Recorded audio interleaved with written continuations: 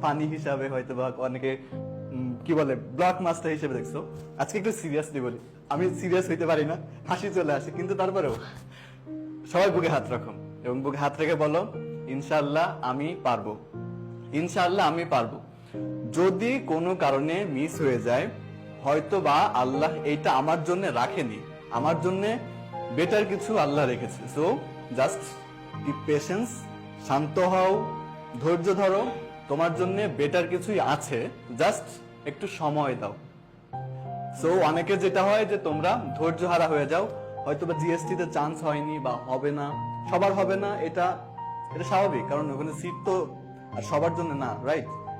হয়তোবা তোমার এইখানে হবে না, কিন্তু তোমার জন্য বেটার কিছু হয়তোবা আল্লাহ রেখে দিয়েছে। হয়তোবা এরকম হতো যে তোমার এখানে চান্স হলে তোমার জন্য এমন একটা খারাপ কিছু হয়ে যেত, সেখান থেকে তোমাকে স্কিপ করার জন্যই এই একটা প্রসেসের মধ্যে তুমি আছো। সো মাথা ঠান্ডা রাখবা, ভালোভাবে এক্সাম দিবা, এবং যদি চান্স না হয় মন খারাপ করবা না, তোমার জন্য ভালো কিছুই ইনশাল্লাহ ভবিষ্যতে আছে। সো তোমাদের সবার জন্য শুভকামনা থাকবে। এই জায়গায়